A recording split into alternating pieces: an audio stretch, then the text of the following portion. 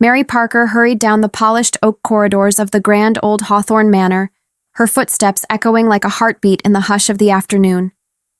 This wing of the sprawling Victorian estate in upstate New York always carried a serene hush, as if the very walls whispered secrets of forgotten summers. Sunlight slanted through the half-drawn lace curtains, casting golden pools across the antique Persian rugs, turning the room into a sanctuary of soft shadows and warm glows.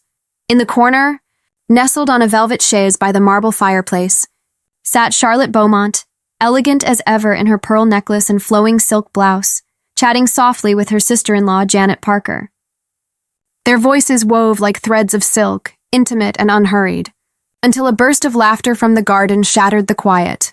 Pulling their conversation to a gentle pause, the door flew open with a dramatic whoosh, and in tumbled Mary, her cheeks flushed with uncontainable glee, her emerald eyes sparkling like fireworks on the 4th of July. She bounded across the threshold before they could even blink, her sundress swirling around her like a summer storm. "Mom, Aunt Charlotte! You won't believe this, I've got the biggest news!" She blurted, breathless, her hands fluttering like excited birds. Every inch of her face screamed joy, a radiant grin that could light up the dimmest room, her laughter bubbling up like champagne. Janet leaned forward, planting a tender kiss on her daughter's forehead, her eyes twinkling with that familiar mix of love and exasperation. Charlotte straightened, a subtle smile curving her lips, both women exchanging a knowing glance. They knew Mary's whirlwind energy all too well. It was like living with a live wire, always one spark away from some glorious explosion. Janet eyed her daughter with mock sternness, though her voice softened the edges. "What fresh adventure is this, Mary? And how many times do I have to remind you? Doors aren't meant to be assaulted like that. You knock politely before entering a parent's room or an elder's or even a cousin's. Look at this. You flung it wide open. Now the AC's chill is escaping into the hall. Honestly, girl, at your age, you'd think you'd have a lick of sense. With all the staff bustling about this manor, what do you suppose they whisper? That the Parkers raised a wild one with no manners to match her spirit?" Mary waved her hands dismissively, rolling her eyes with theatrical flair, her voice laced with playful defiance. "Oh, come on, Mom, what's your deal? Every time I rush in with something amazing, you hit me with the lecture. Nobody thinks twice about me. They all just wonder how a spitfire like me ended up in a fancy family like ours." She dissolved into giggles then, her laughter infectious as she spun toward the door, easing it shut with exaggerated care. Pausing, she fixed them both with a conspiratorial gleam. "You know I just came from Grandma Grace's study, right? And oh boy, the news I dragged out of there. But Aunt Charlotte, can you believe your little sister here is already scolding me half to death?" Charlotte's smile deepened, her gaze flicking between the mother-daughter duo, like two swords always at the ready, clashing in affectionate sparks. Before Janet could launch another gentle reprimand, Charlotte intervened with her smooth, soothing tone, the voice of reason in their lively storm. "Enough, Janet, let the girl breathe.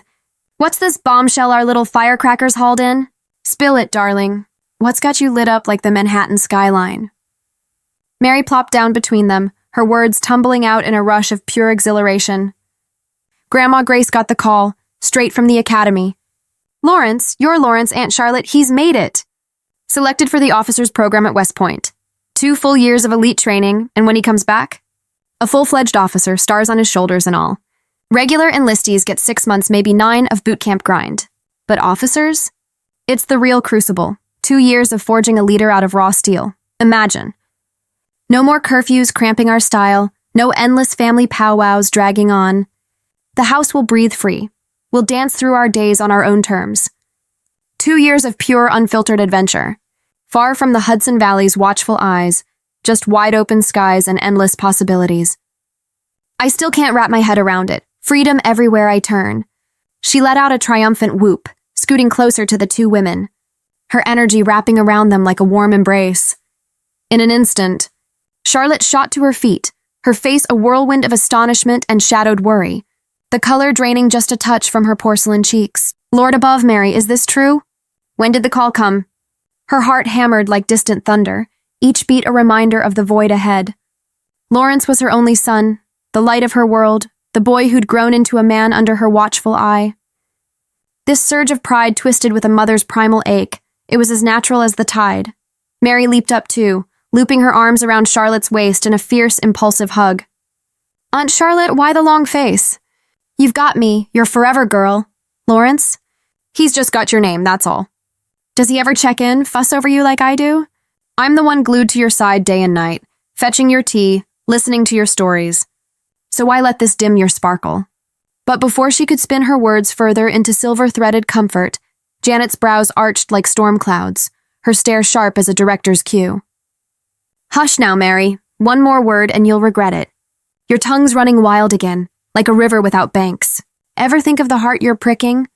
It's all your joy, your thrill, never a whisper for what it costs the ones who love him deepest. Her voice held the steel of conviction, tempered by the love that made it sting. Mary bit her lip, eyes darting sideways in sheepish surrender, the room falling into a charged hush. Janet stepped forward then, drawing Charlotte into a sisterly embrace, her whisper a balm against the rising tide of emotion. Congratulations, my dear, truly. Your boy's seizing his destiny. This is glory pure and hard-won. Don't let the shadows steal it from you. The Lord's got a hand in this. There's grace woven into every trial, a purpose brighter than we can see. Tears glistened at the corners of Charlotte's eyes, her voice cracking like fine china under pressure. 2 years without him? How do I even breathe through that? Training like this, no leaves, no stolen weekends home. It's brutal, Janet, you know it is. A single day without his face, and my world's off-kilter. 2 years? It'll carve me hollow. She paused, then whirled toward the door with frantic grace, adjusting her shawl like armor. I need to hear it from Grace myself, what she's saying. Come on, both of you. We'll sort this together. With that, she swept out, her steps a mix of maternal fire and quiet unraveling. Joy flickered in her heart for his triumph. The sleepless nights he'd poured into those exams, the dreams he'd chased with dogged fire. Yet peace eluded her, a ghost in the grand halls. Keeping her child at arm's length for 2 years? It was a chasm no ordinary mother could bridge without breaking. She was just that, a woman whose soul tethered to her son's every breath, unable to bear even a moment's eclipse. In the wake of her exit, the room hung heavy, the air thick with unspoken ripples. Janet turned to Mary, her expression a fortress of firm resolve. Have you lost your mind, girl? Spouting all that in front of your aunt? That's her flesh and blood you're dancing over. Think before you speak, words like salt in an open wound. Foolish child, where's that sharp wit of yours gone? Hiding in your heels? Mary's face crumpled into a pout, her retort spilling out in a defiant rush. Well, what was I supposed to do? You two are always on my case. Lawrence cracks a joke with his buddies and it's a scandal. Fine, he's off to conquer the world for 2 years. Officer or not, he'll be posted far from these gilded cages anyway. My life's about to get a whole lot sweeter. And don't act shocked. I prayed hardest for his selection. What now? It's happening, whether we... But the words trailed into the ether, the moment suspended like a frame from some sweeping family saga, hearts tangled in the exquisite ache of love and letting go. Hold our breaths or not, so I'll march right down to the chapel and light 20 candles for every answered prayer that's ever slipped through my lips. She paused, the words hanging in the air like smoke from a dying fire, then began pacing the room with restless drags of her feet, the floorboards creaking under her like old bones protesting the weight of unspoken dreams. Her gaze snagged on the gilded portrait hanging on the far wall, a stern, sepia-toned image of Elias Hawthorne Sr., the family's iron-willed founder, his eyes piercing through the canvas as if he'd stepped out of the Hudson Valley's foggy mists to judge the living. She huffed, a sharp exhale laced with defiance. They all play the part so well in front of the world, devoted patriarchs, pillars of propriety. But behind closed doors, it's just excuses to clip my wings. Always hovering, nitpicking every step, like they can't swallow a single meal without stirring up some drama just to keep me in line. Without a good old-fashioned guilt trip to season it? Janet shook her head in quiet despair, her fingers twisting the hem of her blouse like a lifeline. Arguing with you is like shouting into the wind, Mary, futile and exhausting. You still haven't grasped the simplest truth. A mother's heart beats in rhythms you can't just waltz over. Your father nailed it. Heaven knows what I must have eaten to bring a whirlwind like you into this world. The other girls in the family? Polished gems, everyone, poised, thoughtful, the picture of Hawthorne grace. But you? You're a storm in silk, scattering everything in your path. Lord help me. I wonder whose wild blood runs through those veins of yours. With that, she drifted toward the door, her steps slow and heavy, each one echoing the quiet ache of a love too deep for lectures. As the soft click of the latch sealed her exit, the room surrendered once more to the golden splotches of sunlight and a silence that pressed in like an uninvited guest. Mary lingered there, rooted in place, a stubborn smirk tugging at her lips even as an odd hollowness flickered in her eyes, like the thrill of impending freedom had ignited a spark, only to leave behind the faint scorch of something irreplaceable lost. Sure, the house would hum on without Lawrence's booming laugh echoing through the halls, his easy charm gluing the family together like mortar in these ancient stones. But without him, the sparkle might dim just a touch, the nights a little longer, the stories around the dinner table a shade less vibrant. Time, that sly thief, slipped onward in its unhurried crawl. The day unfolded in its predictable rhythm. Meals served on silver, whispers in the library, the manor settling into the hush of evening like a great ship dropping anchor. By nightfall, the darkness had deepened into velvet obscurity, the estate's sprawling courtyard alive with the sway of ancient oak's shadows, dancing lazily in the breeze like ghosts at a midnight soiree. Faint barks echoed from the distant woods, a wild chorus underscoring the night's secretive pulse. Inside the grand drawing room, the amber glow of a single brass lamp cast long, brooding shadows across the paneled walls, turning the heavy oak bookcases into silent sentinels.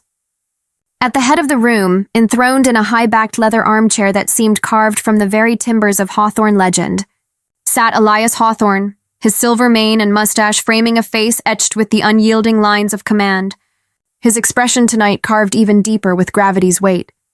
To his right, Zaman Parker lounged with measured poise, his tailored vest a nod to old-world elegance. To his left, Harris Beaumont mirrored the stance, though his fingers drummed a subtle tattoo on the armrest. Elias let the silence stretch like a taut bowstring, his gaze finally settling on his eldest son with the deliberate weight of judgment. Then, in a voice low and resonant as thunder rolling over the Catskills, he began. Harris, I've turned this over in my mind 100 ways, and my decision stands firm as the bedrock this manor was built on. We've pleaded with the boy, begged him really, to shoulder the family mantle. The Hawthorne name, these sprawling acres from the Hudson to the hills, the legacy of ledgers and land, it's all his birthright, the only heir to carry it forward. But Lawrence? He's turned a deaf ear to every word, dead set on marching off to West Point like some knight-errant from a bygone tale. And mind you, there's no sharper mind, no truer heart in this bloodline than that boy. We've bent the knee to his fire, as we've always done for the ones who burn brightest, yielding as tradition demands. The room thickened with solemnity, the air heavy as leaded glass. Harris lowered his eyes, his voice a murmur threaded with resignation. You're right as rain, father, every syllable. Whatever you decree, it'll be law in these walls.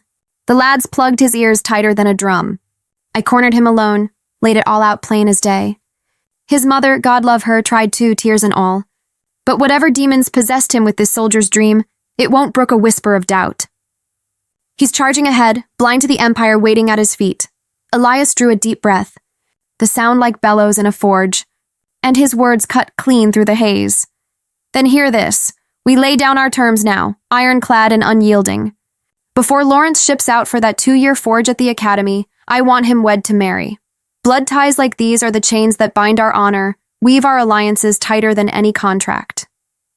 It's settled. The wheels are turning. If he bows to this, he'll have his march to glory. Refuse the union? Then he stays planted here, roots deep in Hawthorne soil. Once our Mary's bound to a Beaumont name, strong as oak, unbowed by storms, our girl's future's armored. She's Zaman's blood, your niece Harris, our pride and puzzle. But in this world, a girl like her needs a fortress of a name to stand behind. At those words, Janet, perched on the settee to the right, her composure a fragile veil, paled, leaning forward with a hesitation that trembled on her lips. Father, wait. Mary's spirit is her own wild river. She can't abide Lawrence, not like that. You've heard her rail against it a dozen times, sharp as thorns. Those two, oil and water clashing from the cradle. And now marriage?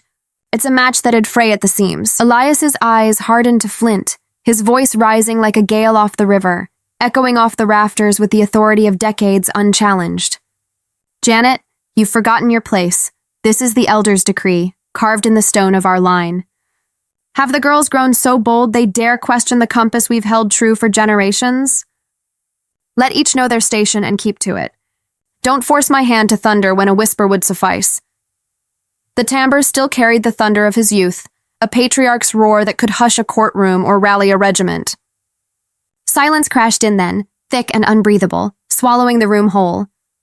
Janet bit her lip, gaze dropping to her lap, though the storm of unease roiled plain across her features. A mother's intuition screaming against the tide, Zaman, ever the diplomat in this den of lions, leaned in with deferential grace, his tone a bridge over troubled waters. No, father, your word is gospel here. We'll make it so, swift as dawn. Lawrence and Mary will stand as one under the hawthorn banner. Then, his glance sharpened toward his wife, a quiet command in the steel of his eyes. Hush now, Janet. In the presence of elders, a tongue held is wisdom's crown. Save your fire for kinder hearths. Janet swallowed her protest like bitter ash, but dampness welled in her eyes, the glint of unshed tears betraying the war within. She knew her daughter's fire too well. Silence was the safer harbor, but oh, how it chafed. Elias pressed on, his voice a blade sheathed in velvet resolve. Mark this well, the hawthorn honor hangs on threads finer than spider silk. Our sons and daughters don't chase whims. They forge the paths we chart. Lawrence marches in a day or two if fate wills, but the vows come first. That's my command, etched in blood and unbreakable. Harris nodded, head bowed in solemn accord. Zaman echoed the gesture, a pillar of affirmation. No soul in that shadowed chamber dared breathe a syllable of dissent. The weight of legacy pressed too heavy, the patriarch's will an unyielding current. Outside, the winds whisper through the leaves tangled with the room's stifled hush, a duet of nature's indifference and human chains. Mary's name unspoken, yet her fate had been sealed in that velvet trap, a die cast without her hand on the cup. Every soul there knew the heresy of defiance. Lips sealed, hearts divided, the night deepened its cloak, the darkness sprawled outward, moonlight silvering the manicured lawns like a thief's gleam, stars winking overhead as if mocking the manor's muted vigil.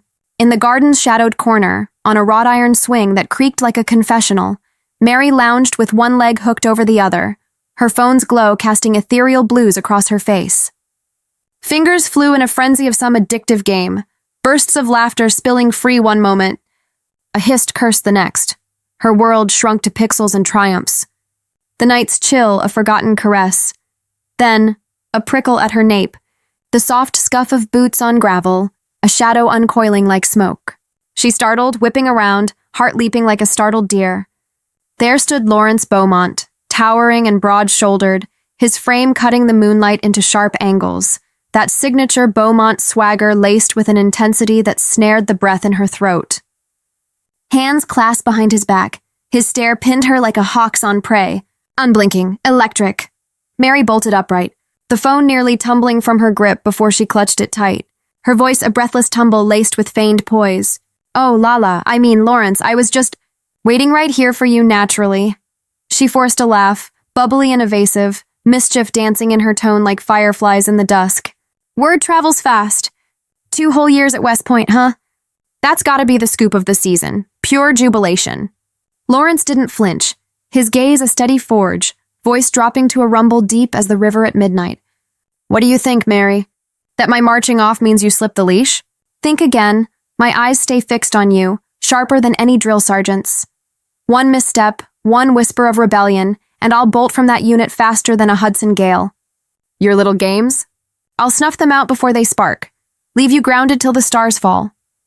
Mary arched a brow, clasping her hands behind her with lazy confidence, batting her lashes in mock surrender. Ooh, such scary threats, big brother, do come charging back. It'd make for the drama of the decade. Heard the Academy's no picnic.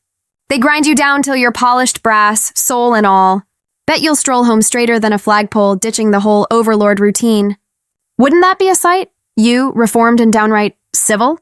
A muscle twitched in Lawrence's jaw, his stride closing the gap unbidden, drawn by the pull of her insolence. Mary, you've got jokes for breakfast, lunch, and every stolen midnight. But with me, laughter's a luxury you can't afford. I've spelled it out time and again. Fall in line with what I say, or learn the hard way. He let the threat dangle, unfinished. but the gravel in his tone painted the rest in stark, unyielding strokes. Mary let out a soft, silvery laugh, a deliberate crack in his armor, leaning in as if to share a secret with the night itself. Oh, Lawrence, you growl like I'm plotting a full-scale uprising every dawn. All I crave is a breath of freedom, a skip without the shadow, and poof, you morph into the family lion. What crimes this innocent soul committed to earn such a warden, I wonder? Tell me, before you do your worst. She swallowed her defiance just enough to let it simmer, then tossed her head with that signature impish tilt, her curls catching the moonlight like a halo of rebellion. Fine, let's say your eagle eyes stay glued to me across the miles. But here's a tip, soldier boy. Even the sharpest military gaze gets weary after a while. Blinks, you know? One too many drills and poof, it's nodding off like a sentry at dawn. Poking the bear was her specialty, a game she'd mastered long before she could tie her own shoelaces, and backing down now? About as likely as the Hudson freezing in July. Lawrence's stare sharpened to a razor's edge, the storm clouds in his eyes darkening with that unyielding Beaumont fire. Learn to bridle that tongue of yours, Mary. This isn't some sideshow circus. The day you cross that line, my patience snaps like a frayed rope. You hear me? No mercy, no second chances. I'll haul you back to earth so fast, you'll forget what wings feel like. For a heartbeat, silence wrapped around them like a velvet noose. Mary's lips sealed, but her face alight with that uncrushable grin, stubborn as oak roots, defiant as a flag in a gale. She dropped her gaze, twirling her phone between her fingers like a talisman, spinning defeat into a victory lap of her own making. It was the look of someone who'd lost the skirmish but claimed the war in her heart. Her spirit unbroken, humming with the thrill of the chase. Lawrence exhaled sharply, his voice dropping to a gravelly command that brooked no argument. Enough games. Inside, now. And a word of warning. If I catch you out here in the dead of night again, like some moonstruck stray, there'll be hell to pay. We've got staff swarming these halls. What do you think they'll whisper about the Hawthorne wild child sneaking shadows with her cousin? Scandal's a spark away in a house like this. Without a syllable in rebuttal, Mary sprang up with elastic grace, her laughter trailing like stardust as she bounded toward the manor's glowing windows, a fleeting sprite vanishing into the night. Over her shoulder, she flicked a dismissive shake of her head, muttering under her breath just loud enough for the wind to carry it back. That girl's a lost cause. Mark my words. The garden fell quiet once more, leaves rustling in the breeze like conspirators sharing secrets, while Lawrence's gaze lingered on her retreating form, heavy as an anchor, etched with the weight of vows unspoken. Dawn's first blush crept over the Hawthorne rooftops, painting the slate tiles in hues of rose and gold, the crisp autumn air laced with the chill promise of change. The call to prayer, no, the faint toll of the estate's antique bell, echoed from the old chapel, mingling with the rustle of dew-kissed leaves in the great courtyard, where birds stirred in their nests like impatient courtiers awaiting the king's decree. Lawrence, fresh from his ablutions in the manor's private oratory, felt his steps pull toward his room like a magnet to iron. But fate, or perhaps blood's deeper current, veered him instead toward the heavy oak door of Elias Hawthorne's sanctum, a chamber that smelled of aged leather and pipe tobacco, redolent with the ghosts of decisions that had shaped empires. The door creaked open on oiled hinges, revealing Elias in the alcove by the arched window, his silhouette bowed in quiet reflection, hands clasped as if in communion with the rising sun. The room's light was subdued, filtered through leaded panes that cast geometric shadows across the intricate Persian rug underfoot. In the corner, a brass lantern flickered with a warm amber glow, illuminating the lines of weariness etched into the old man's noble frame like furrows in ancient bark. Lawrence approached in reverent silence, sinking to the rug with the fluid poise of a man who'd learned respect at his grandfather's knee. Moments stretched like taffy, thick with unspoken bonds, until Elias turned, completing the ritual greeting with a raised hand and a murmured blessing. He leaned close, his breath a gentle puff across the young man's brow, a gesture as old as their lineage, sealing prayers against the unknown. Then, with a sigh that carried the weight of Hudson winters, Elias settled beside him, the two forming a tableau of granite resolve and youthful fire. Words eluded Lawrence, tangled in the rare humility this room always summoned. Before Elias, he was no silver-tongued officer in waiting. He was the boy who'd once hidden scraped knees behind those unyielding eyes, schooled in silence by a patriarch who spoke volumes without raising his voice. Elias let the quiet deepen, then fixed his grandson with a gaze deep as quarry stone, his tone soft yet laced with the quiet reproach of a heart divided. Lawrence, why forsake the Hawthorne legacy, the mills, the markets, the name carved into this valley's soul, for the foxholes and fatigues of the army? We've built it all for you, the estates rolling to the river's bend, the ledgers fat with generations' sweat. Hand it over on a silver platter, boy, and yet you chase bayonets and badges. Who's to steward it now, when the wolves circle closer every season? Lawrence bowed his head, the gesture a bridge between reverence and resolve, his voice steady as a drumbeat.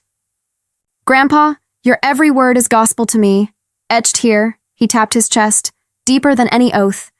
But worldly wheels turn hollow for me. I hunger for something sharper, truer, martyrdom's edge if the Lord wills it.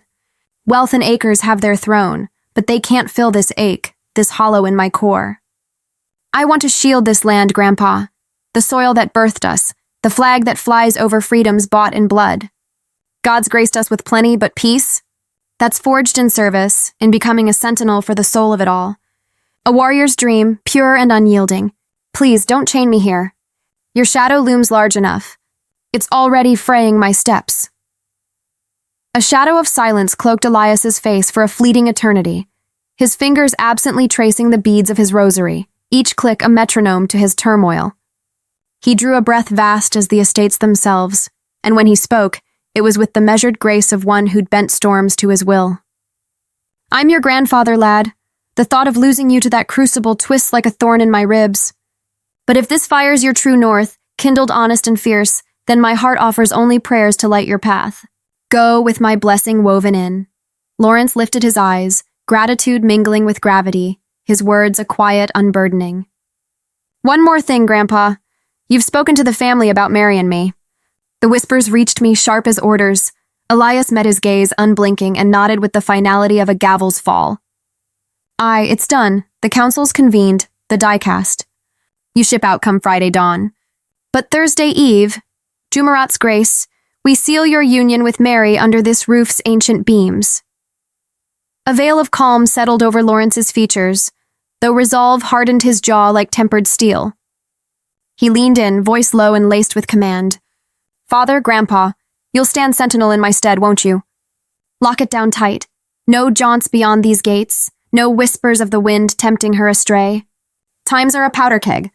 You feel it in the air, thick as fog off the river. She's at that tender cusp, where shadows stretch long and temptations howl. I won't have rumors fester, no misunderstandings blooming in my absence. She's everything, priceless beyond measure. Elias's hand found Lawrence's shoulder, a anchor's weight, steady and sure. Ease your mind, son. Mary's safeguard falls to us now, ironclad as our blood. She's the Hawthorne flame, your trust embodied. March unburdened. We've got the watch.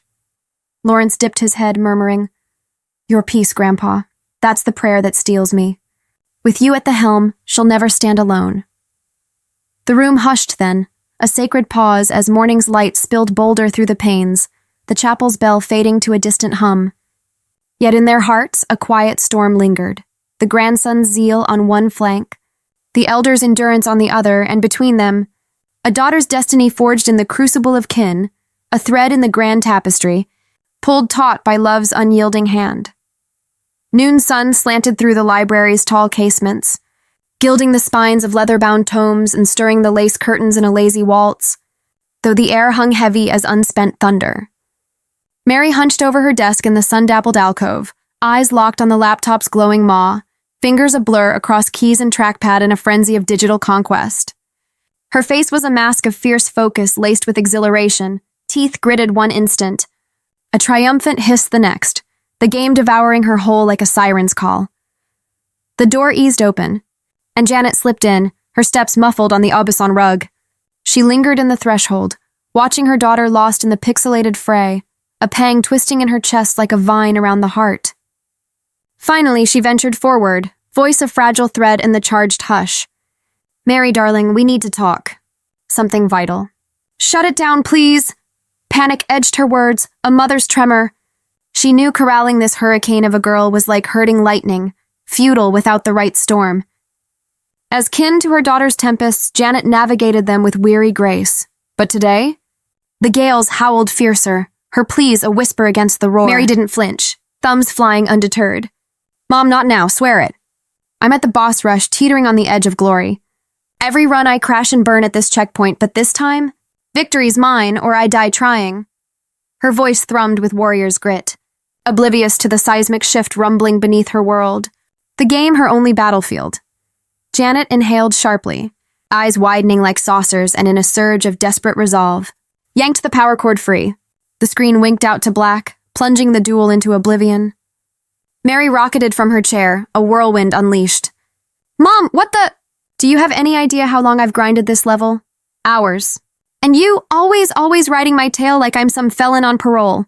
Chores? Done. Dishes? Scrubbed to a shine. And still this? You're killing me here.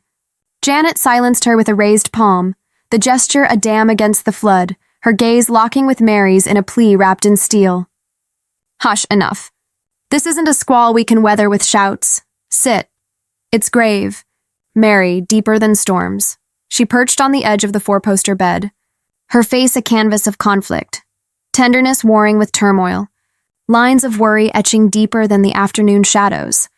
Mary flopped into the armchair with exaggerated defeat, arms crossing like crossed swords. Spit it out, then. What apocalypse justifies unplugging my soul mid-battle? You're acting like the sky's falling, Mom. Janet's words unfurled slow as autumn leaves, each one weighted with the night's confessions. Last evening after you turned in, your grandfather gathered us, the elders, the pillars. It was about you, love. The verdict's in, your betrothal to Lawrence, set for Thursday under the manor's old vows, before he ships out. Mary's ears rang like struck crystal, disbelief crashing in waves. She barked a laugh, sharp and disbelieving, then whirled with wide-eyed glee. Wait, Mom, that's your punchline? A joke? Has to be. Lawrence, my cousin, the eternal warden? You're pulling my leg, right? And if it's comedy, at least make it land. This one's bombing harder than my last raid. Janet's stare held steady, soft as a confessor's, yet firm as ancestral oak. No jest, sweetheart, none. This is the family's edict, your grandfather's unyielding word. We bow to it, all of us, bound by blood and honor's chain. It's done.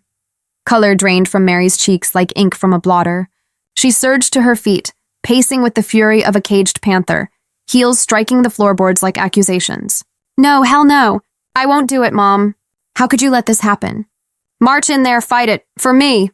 I'm your daughter, flesh of your flesh. Don't I get a say in the script of my own damn life? And now? After midnight councils and whispers, you drop this bomb like it's tea-time chit-chat? Are you all unhinged? This isn't a fairy tale. It's a farce. The revelation lodged in her throat like shattered glass. Impossible to swallow. She'd sooner jest about shackles than wear them, and once, a friend's offhand quip on the topic had earned 2 weeks of frosty exile. But reality? It clawed at her now, a beast she'd only glimpsed in nightmares. Its jaws snapping at the freedom she'd tasted in stolen breaths. Janet's voice softened to a lullaby's hush, though her eyes shimmered with shared ache. Oh, petal, it's no light burden, I grant you, but honors the loom we weave on, the hawthorn name, the alliances that shield us from the world's tempests. Your grandfather's decrees aren't tempests we defy. We've knelt to them since cradle songs. Try to see it. For us, for the legacy. Mary stamped her foot, a thunderclap of rage, tears pricking like nettles. I don't want your legacy's leash, Mom. Lawrence? I loathe him. Every glare, every stay put, every boot print on my dreams. I envision a partner who's spark to my fire, not a jailer rattling chains. Why can't you hear me? See me? Janet leaned forward, voice cracking like fine porcelain, desperation threading her plea. Mary, my heart, he's solid gold, that boy. Steady as the river, responsible to his marrow. He'll cherish you, guard your light like a sacred flame. Time's the gentle thief. It'll soften the edges, reveal the rhythm you two could dance. But Mary's dam burst then, restraint shattering like glass under heel. She cried out, voice raw as an open wound. No, I said no, my soul screams it. I won't bend to this, not for crowns or kin. Mom, why turn deaf to my cry? You swallow edicts like communion wine, but mine? They evaporate. I'm your blood, your beat. At least feel this fracture, this terror gnawing my bones. Janet's patience frayed to threads, her cry rising like a tempest's roar, echoing off the wainscoted walls. Stop, enough. Hush your storm, girl. I'm your mother, not some chum to banter with. That tone? It's salt in the wound of all I've poured into you. Mary's eyes welled, brimming with the flood she'd dammed too long. She choked on sobs, voice a fractured whisper. Mom, please, don't forge these chains. He is my warden, my shadow, always clipping my wings, smothering every spark of who I am. My life won't unfold like the dream I chase, wild and woven with wonder, a canvas splashed in colors all my own. After vows, I see sun-drenched adventures, laughter echoing through uncharted streets, a partner who'd fan my flames, not douse them. But tied to him, I'd wither in those four walls, suffocating slow as autumn leaves under frost, trapped in a cage of shoulds and stay-puts. I won't let it happen. Mom, I'd rather shatter than surrender that slow death. Janet's gaze hardened. A fortress cracking under siege, tears betraying the war raging in her soul. She turned away, voice a whip crack laced with anguish. The die is cast, Mary. What's decreed is destiny. No more. Her eyes brimmed too, glistening like fractured stars, for deep down, she saw the truth. Lawrence was cut from honorable cloth, steadfast as the ancient oaks lining the drive. But her girl's future in that unyielding grip? It haunted her like a specter in the manor's fog-shrouded halls. Yet powerlessness pinned her. Elders' edicts had silenced tongues before hers, and now it choked her plea before it could bloom. With a shuddering breath, she rose, fleeing the room's thickening air, her silhouette dissolving into the corridor's gloom like a ghost seeking solace. Mary collapsed onto the bed, the four-poster's canopy a mocking veil over her unraveling world. Tears carved hot rivers down her cheeks, soaking the lace-trimmed pillowcase, the room's hush amplifying her ragged sobs into a symphony of shattered illusions. What tempest was this, crashing unbidden to sweep her shores bare? Clarity dawned cruel and cold, his iron hold, the family's complicit quiet, it all clicked like a lock snapping shut. But in her heart's hidden forge, resolve hammered fierce. She'd fight to her last breath before yielding to those chains. No matter the cost in blood or tears, twilight bled across the rooftop terrace. The Hudson Valley's golden hour draping the estate in amber veils. A cool breeze whispering through the clothesline like secrets from the river below. Garments fluttered like surrendered flags, crisp linens and sundresses swaying in lazy arcs, as Charlotte and Janet worked in tandem, unpinning the day's harvest into a wicker basket at their feet. The air hummed with fragile peace, yet beneath it churned an undercurrent of unease. Twin storms brewing in their chests, unspoken weights bowing their shoulders. Charlotte broke the hush first, her voice a gentle probe into the gathering dusk. Janet, you've spoken to Mary? How's she holding? Janet paused mid-reach, a blouse slipping from her fingers like a sigh, the fabric pooling soft in the basket. She lingered there, gaze lost in the horizon's fading blush, then murmured, low as a confession. I did. Poured it all out like bitter tonic. But she flat out refused, Charlotte. Fire in her eyes, voice like thunder.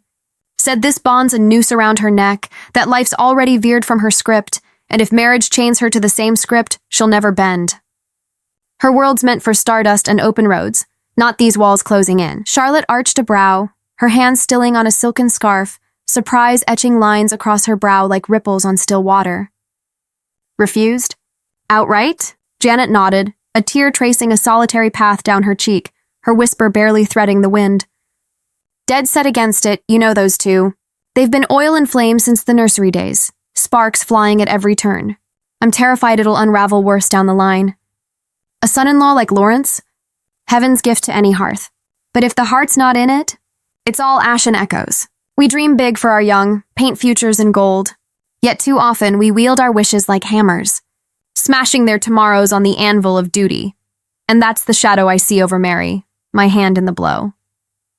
Charlotte dusted a dupatta with brisk efficiency, folding it into the basket's embrace, her tone a soothing balm laced with quiet steel. Oh, Janet, you're shouldering the world's weight on that tender heart of yours. She's a tempest in skirts, feels everything like a gale. Nothing new there. Our Mary's always danced to her own wild drum. Who knows when the wind'll shift? She's shied from Lawrence since she could toddle, that's all. His steady gaze feels like a cage to her free bird. But we're adrift now, sister. The tide's turned and we swim with it. Janet's fingers trembled as she smoothed another garment, worry weaving through her words like ivy on stone. But she's iron-willed, Charlotte, stubborn as the river's bend. Told me flat, she can't envision him as her life's anchor, always reining her in, clipping her sails. There are days ahead? She'd wither, she says, dreams curdling in the chill of his command. It gnaws at me, this rift. Charlotte's lips curved in a wistful half-smile, wisdom's light flickering in her eyes like fireflies at eve. Reining in? Darling, that's no feud, it's fierce care, the kind that guards without gloating. Lawrence watches closest those he holds dear. If he turned a blind eye, would he shadow her steps like a sentinel? Your girl's blind to it now, tangled in youth's fierce fog. But time? It's the great unraveler, softens barbs to bonds, turns thorns to treasures. Janet shifted uneasily, pinning a skirt with more force than fabric deserved, her voice a fretful murmur. Modern girls like her. They buck every bridle, dream of skies unchained. She swears it'll steal her spark, that her soulmate's cut from freer cloth, adventures arm in arm, not edicts from on high. Charlotte leaned back against the balustrade, serenity settling like dusk's hush. Those are page-turners' fantasies, love. Real life's etched in grit and grace. Safety in these walls? That's the truest liberty we can gift our daughters. The world's a wolf at the door. You know its teeth sharper than any tail. What lack do we suffer? Praise God, honor crowns us, peace pillows our nights, comforts cradle our days. We've no call to thrust them into the fray, chasing paychecks or bruises in the bustle. Why court the storm when hearthfire warms? Janet fell silent, her hands moving on autopilot, folding and stacking with mechanical grace, though the knot in her chest twisted tighter, unyielding as knotted twine. At last, she breathed, "My heart rebels, Charlotte, it flat out aches." She wept rivers, raw and raging. This match? It'll break her before it binds. Feels like tyranny, my own hand wielding the whip. Charlotte stepped close, her palm a warm anchor on Janet's shoulder, voice a velvet thread through the twilight. Janet, you're a mother. Melting's your curse and crown. But remember, a dam's verdict outlasts the flood's fury. She storms today. Tomorrow, blessings bloom from these roots. Lawrence'll temper her tempests, helm her heart with steady hands. The finest men master their mates with love's quiet command, and he's woven from that cloth. Trust him as you trust the dawn. Janet's eyes dropped, lashes veiling the storm within, her murmur a fragile flag of truce. Perhaps you're right. I only crave her joy, a life lit from within. Charlotte's touch lingered, gentle as a prayer. Joy's our chorus to sing, all of us, layered like the valley's mists. Watch. Time will coax her consent soft as spring's thaw. Girls' hearts? Delicate as dew-kissed petals, one whisper wilts them, but the same blooms bold, embracing all. Give it air. It'll root deep. A gust snatched a blouse skyward, a fleeting rebel in the breeze. The women resumed their ritual in companionable quiet, unpinning the last of the line's burdens. Yet unseen in the terrace's shadowed eaves, a pair of ears had drunk deep their dialogue, absorbing every nuance, every veiled fear, like ink on parchment, etching maps for battles yet to unfold. 2 nights later, the manor's hush deepened to midnight's velvet shroud, shadows pooling in every corner like spilled ink, the grand hall swallowed by slumber's tide. Only the kitchen's lone bulb pierced the gloom, its amber halo pooling on the tiled floor like a solitary lighthouse in fog. On the stove, a pot simmered with the savory steam of boiling noodles, tendrils of spice curling upward like unspoken pleas. But Mary's face, framed in the dim glow, was a portrait of hollowed despair, dark crescents bruising beneath her eyes, pallor veiling her cheeks like frost on a forgotten window. The day's deluge of tears had ebbed to a parched hollow, leaving only gnawing hunger and bone-deep weariness in their wake. Then, footfalls, soft as a thief's tread, echoing from the hall. Mary's heart seized, a wild bird battering its cage. She whirled, breath snagged in her throat. There in the doorway loomed Lawrence, sleeves rolled to elbows on his crisp white shirt, forearms corded with quiet strength. His eyes held that familiar forge, steel resolve tempered with an undercurrent of solace, a beacon in the night's abyss. A scream died on Mary's lips, strangled into silence. She mustered a wry lilt, edged with brittle barbs. "Boo, scared you, didn't I? Or is that your signature entrance, ghosting up like some specter from the shadows?" He advanced a step, gaze unwavering, pinning her with the gravity of unspoken oaths. Ghost, hardly? More like the fool who wonders what his charge is doing haunting the kitchen at this unholy hour. 2 a.m., Mary. Prime time for phantoms, not feasts. Her eyes flicked to the bubbling pot. Evasion her shield. Starving, that's all. A girl's got needs. Lawrence drew a breath deep as the manor's cellars, his voice a rumble of reluctant revelation. Skip meals all day, and this is the toll. Faint and frayed. No surprise there. She blinked, retort sharpening like a blade. How'd you clock that? You weren't even around, off plotting your parade to glory. A shadow of a smile ghosted his lips, soft as smoke. I track what's mine to treasure closer than any compass. Worry's my North Star when it comes to you. The kitchen stilled, the pot's bubble the only heartbeat in the hush. For the first time, Mary truly peered into his depths. Not the storm she'd armored against, but a raw undercurrent of ache, vulnerability flickering like a candle in draft. Swallowing hard, she ventured, voice a threadbare whisper.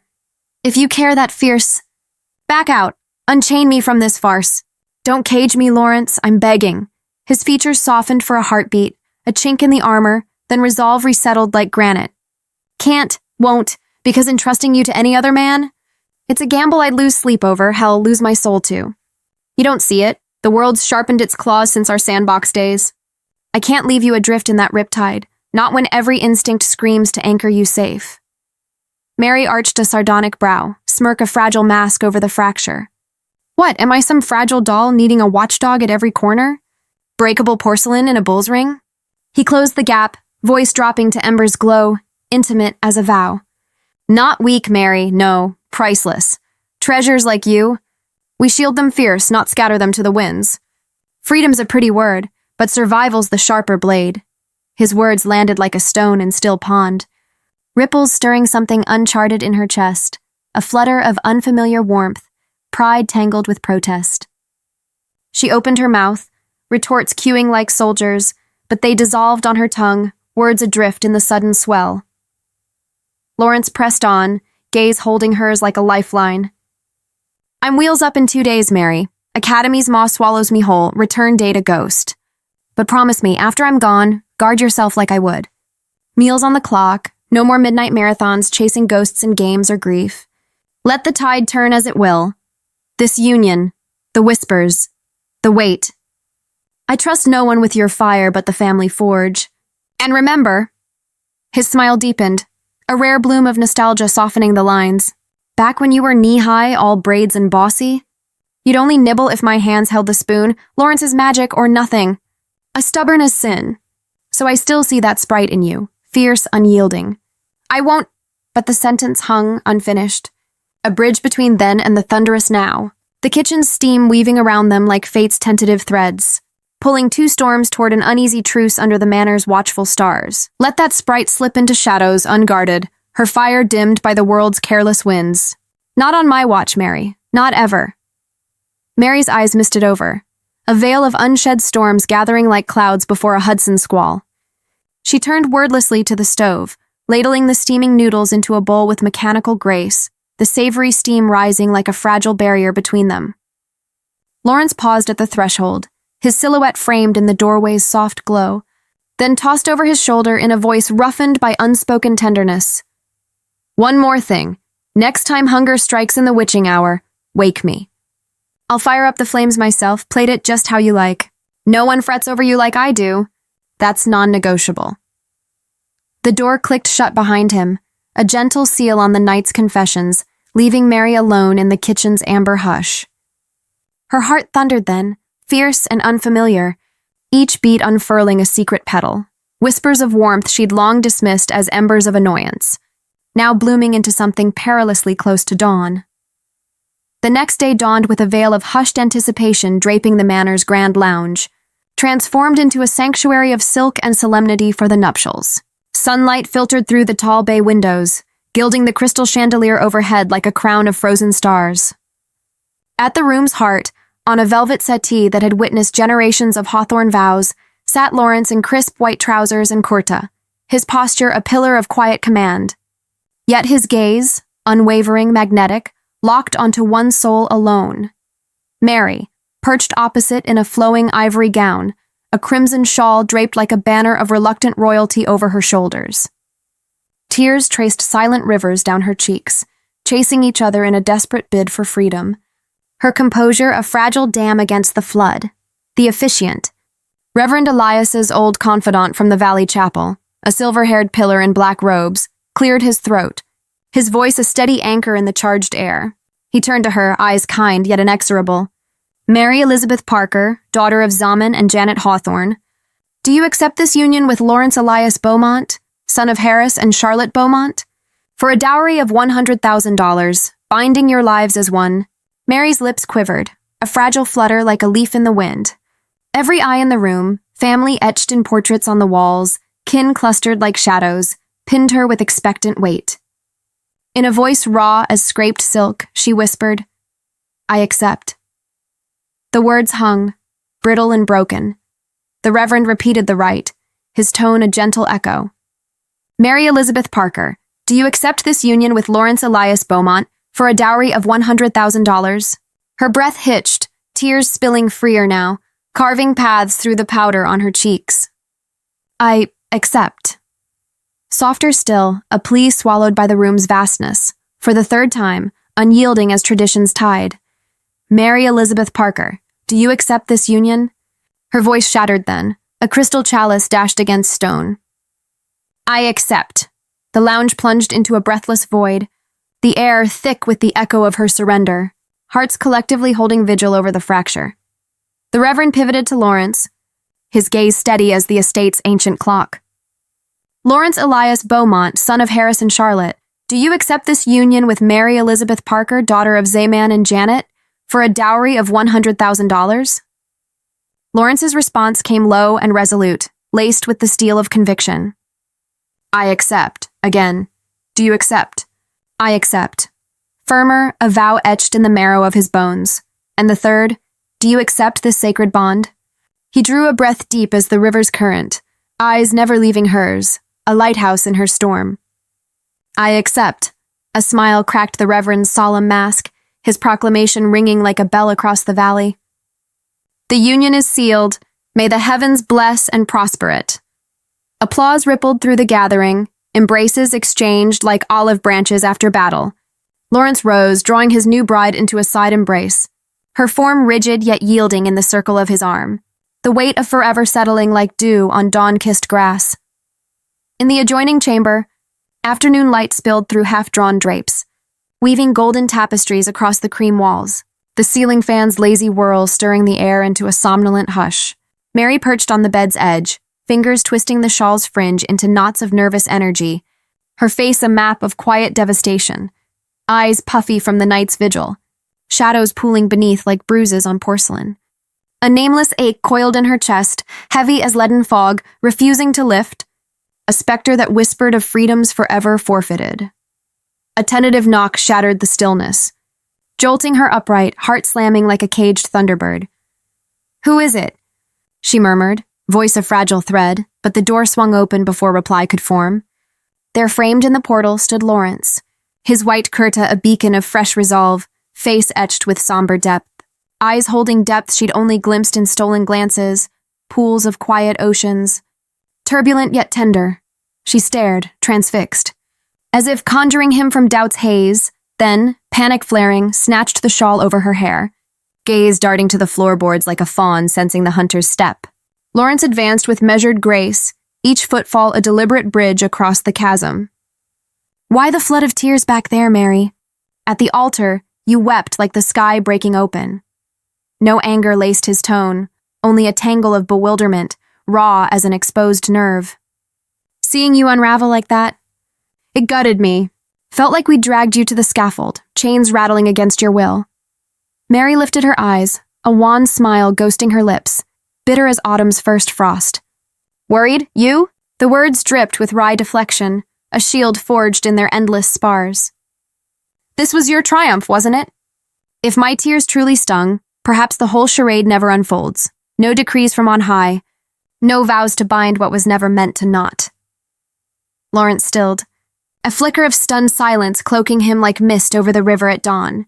He lingered there, statue still, then exhaled slow as a confessor's sigh. So that's your verdict? That I orchestrated this cage, willed you into these walls with a tyrant's grin? Mary's response came soft, stripped of barbs, a confession laid bare. It's not a verdict. Just truth, plain as the Hudson's flow. I respect you as kin, admire the steel in your spine. But as life's co-pilot, never cross my stars, your gravity and granite. I'm whims and whirlwinds. We'd clash till the foundations crack. No harmony in that storm. He absorbed her words like rain on parched earth, then stepped closer, bridging the gulf with quiet intent, his features softening to contours of vulnerability she'd rarely charted. Mary, he murmured, reaching for her hand, cool fingers meeting his warm grasp. She recoiled, a startled gasp escaping, but his hold was firm yet unyielding, an anchor refusing to yield to the tide. From the moment I could name the ache in my chest, it was you. Your laughter like summer lightning, your spark igniting corners I'd never known lit. Every story you spun, every grin that lit the gloom, they carved a home in me, deep and unshakable. I can't bear your shadows, Mary, not when I've dreamed of chasing them away. Her eyes widened, astonishment blooming like wildflowers in cracked stone. You love me? Like that? The question trembled, a fragile wingbeat in the hush. Lawrence's voice dipped to ember's hush, intimate as a midnight vow.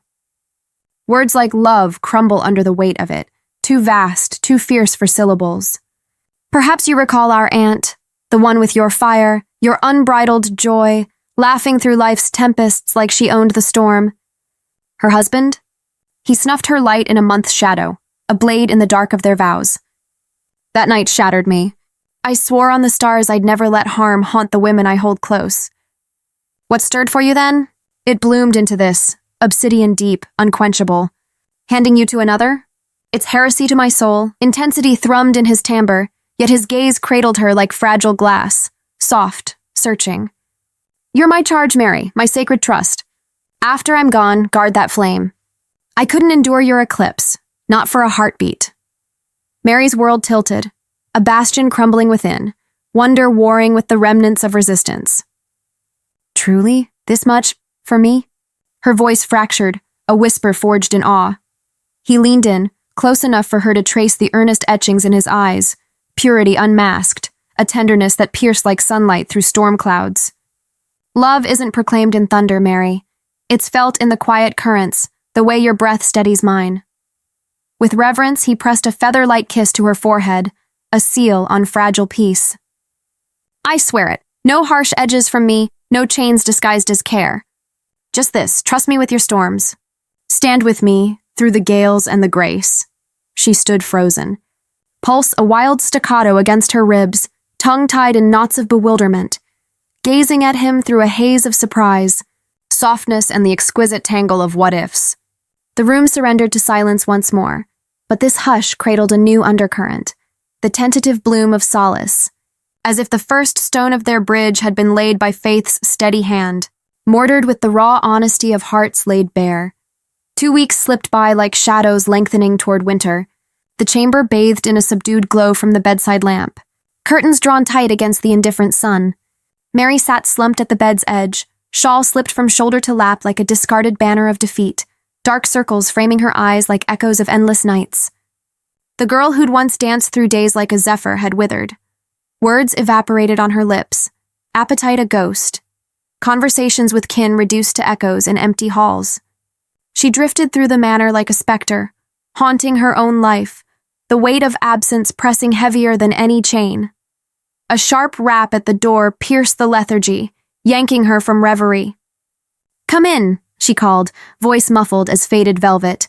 The portal parted, admitting Eliza, the steadfast housemaid with her apron starched to precision. Ma'am, she ventured with deferential warmth. A call for you? From Mr. Lawrence. He's eager to hear your voice. From the estate line, if you please. Mary's heart lurched, a wild stallion breaking free. She snatched the phone without a glance, fingers trembling as they curled around it. No words escaped, only the press of it to her ear. Eliza retreating with a soft click of the latch. Lawrence's voice rolled through the line like aged bourbon, deep, resonant, laced with the manor's timeless timbre. Mary. She froze, breath shallow ghosts on the wire, the pause stretching taut as a bowstring. Finally, concern threaded his tone, gentle yet insistent as a river-carving stone. What's chaining you to these walls, love? Whispers from home say you're a shadow, barely a word to kin, manners frayed at the edges. Was the wedding such a wound? If this bond's a millstone round your neck, say the word. I'll shatter it, set you sailing free. But please don't torment yourself like this. My only dream's your light undimmed, your laughter ringing true. Tears traced silent paths down her cheeks, unbidden as spring rain. Her voice cracked like ice underfoot. Can't a soul ache in remembrance without the world weighing in? Lawrence fell quiet, the line humming with his contemplation, piecing her puzzle with patient care. What do you mean, Mary? Silence cloaked her again, then bloomed into a confession mid-tone, fragile yet fierce. Yes, it's you I miss. The house echoes hollow without your shadow, every corner colder. I tried burying it, drowning in distractions, forcing smiles for 2 days straight. But your face haunts the quiet. Our spar's the spark I crave. Without the friction, the fight, my heart's adrift, unmoored. Her words trembled to a hush, raw as peeled bark. Quit the ranks, Lawrence. Claim the legacy here. Anchor us, just. Don't leave this void. A beat of stillness on his end, then a chuckle, soft, sun-warmed, blooming like dawn over the hills. So it's my ghost that's got you in knots? My absence the thief? Don't twist it! She huffed, irritation flaring like struck flint, though laced with a velvet undercurrent. I never said, then why beg my return? Paint the ache for me. He coaxed, velvet-gloved. She faltered, syllables stumbling at her lips, tangled in truth's thorns. Because, without you, it's all off-kilter. Meals taste of ash, days drag like chains. The world's gone sepia, faded, flat, like a fever that won't break. Lawrence's voice dipped, teasing the edges of revelation with brotherly warmth. Sounds perilously like love's grip, Mary, clinging fierce. No. The denial snapped, sharp yet softened by a blush she couldn't voice. Nothing so grand. I just miss our clashes, the spark in the storm. No one rattles my cage like you, debates that dance on knife's edge. My equilibrium's shattered. Life's a dull echo without your thunder. A low laugh rumbled through, affectionate as a shared secret. That stubborn giggle of yours? You know it shines brightest when you're spitting fire, cheeks flushed, eyes ablaze. Pure poetry, even in peak. Stop mocking me. Lawrence, you've no inkling of this hollow. She turned from the mirror, voice pitching toward the petulant gale he knew so well. Oh, but I do petal, deeper than you dream. That's why I plead, tend your flame while I'm forging mine. Can't bolt back yet. The Academy's gauntlet has one more ring to run, but I vow it. The instant chains loosen, you're my first harbor. Eyes on you before the ink dries on any report. I won't hear promises. She countered, defiance her armor, though cracking at the seams. Just this, know I'm adrift without your steady shore. If you could, but his words wove on, a lifeline cast across the miles. Even leashed by duty, my heart's your sentinel. We'll bridge this gulf, Mary. One call, one confession at a time. Hold fast. Dawn's coming, and with it, us. The line hummed with the weight of what lingered unsaid, a tapestry of tempests tamed, threads of two souls inching toward the intricate weave of forever. My heart's compass always points true north, to you. Mary, every beat, every breath, it's etched with your name. Mary fell silent, the words wrapping around her like a shawl woven from starlight and longing, too vast to grasp, too tender to shatter. Lawrence's voice softened further, a velvet coax against the line's electric hum. Don't go quiet on me now, firebrand. You're my stubborn spark, remember? The one who turns tempests into triumphs. A faint smile tugged at her lips, reluctant as dawn-piercing fog, though her voice still quivered with the aftershocks of vulnerability. You always unravel me with words like that, twisting my storms into sunsets. But what if I can't promise the light, Lawrence? What if the shadows cling too tight? You will, he murmured, conviction blooming like wild roses along the riverbank, fierce and unyielding. Because you're my Mary, steel wrapped in silk, unbreakable under the weight of worlds. For me, for us, you'll rise.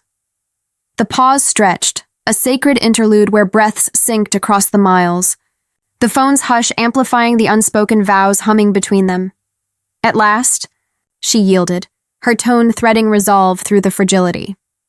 All right, I'll try. For you. That's my girl. All I need.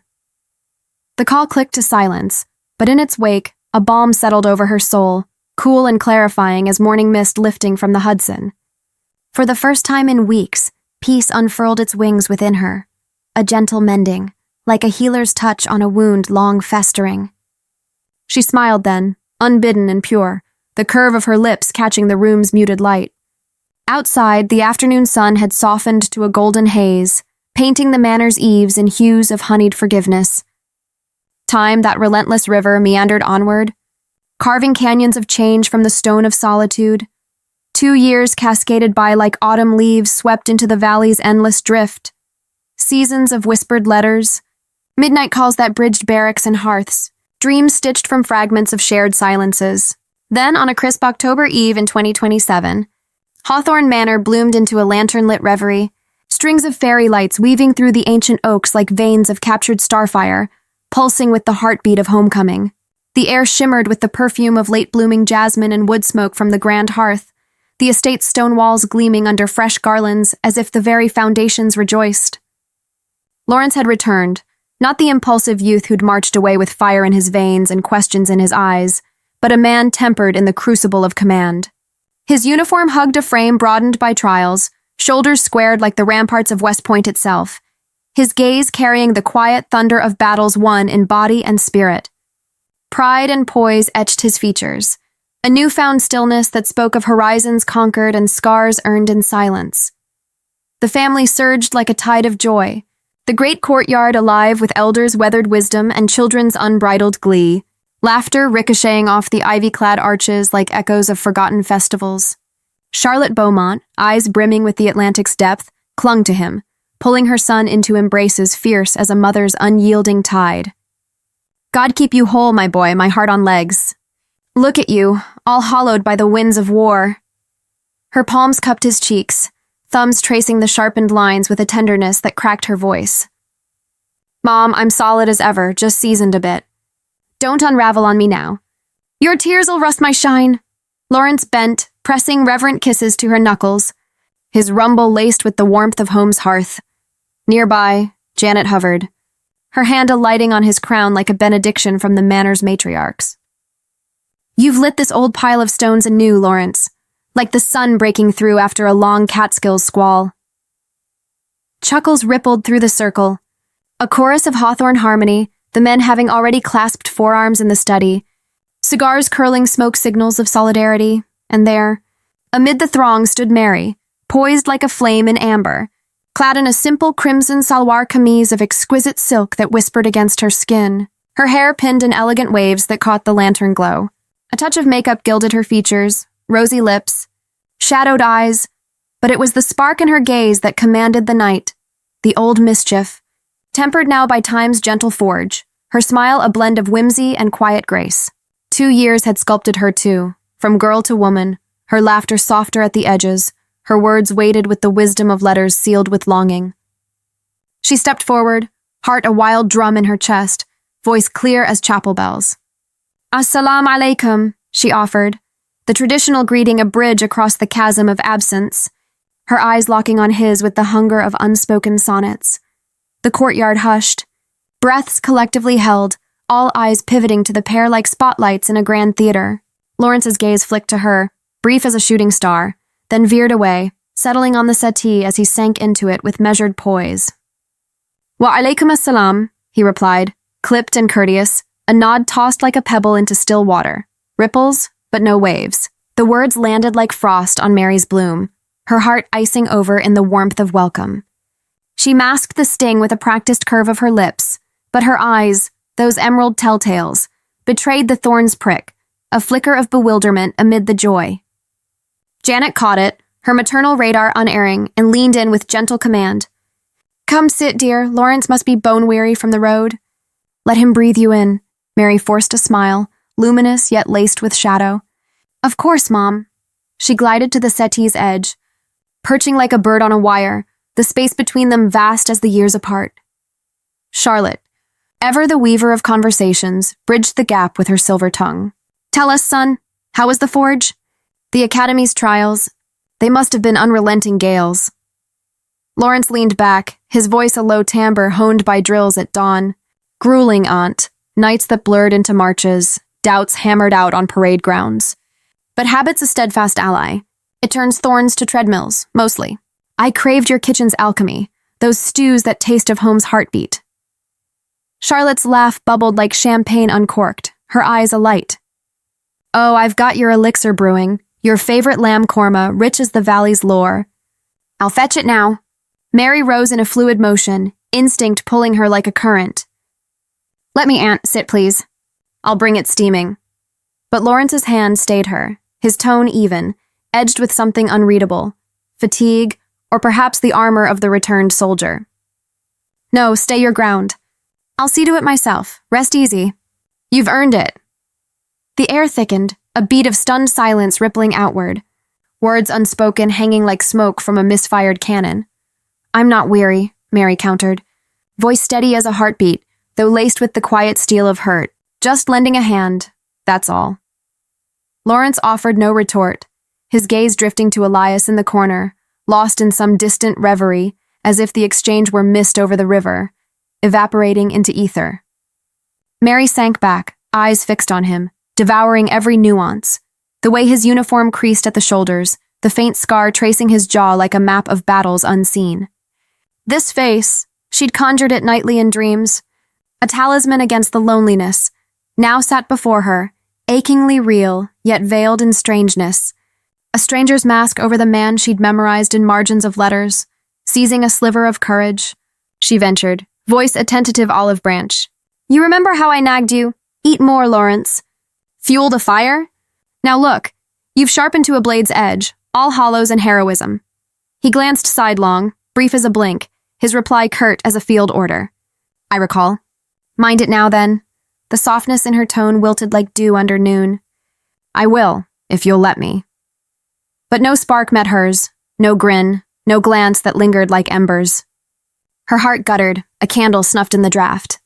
As she rose, Janet's voice tethered her. Where to, Petal? Lawrence has only just crested the hill. Steal a moment, weave some words. Mary's smile fractured, a porcelain crack. Later, Mom, promise, just a headache blooming, that's all. Feeling off kilter. Medicine? A compress? Janet pressed, concern etching her brow like worry lines on a cherished map. No, truly. Rest will mend it. With gaze downcast, she slipped away, the courtyard's glow fading behind her like a stage light dimming on an unfinished scene. The door to her chamber clicked shut, and the dam breached, tears cascading hot and unchecked, carving canyons down her cheeks. 2 years vigil, 2 years ache, and this? A homecoming chilled to courtesy? She whispered to the mirror's ghost, Is this the harvest of our hunger? Down in the lounge, amid the family's buoyant orbit, Lawrence's thoughts snagged on one star, the woman who'd stormed off, her fire banked but unquenched. He lowered his eyes, fingers absently spinning the ring on his hand, the very band she'd slipped onto his finger that fateful afternoon, vows still warm on their lips. A rogue smile ghosted his mouth, mischief sparking in the soldier's steel.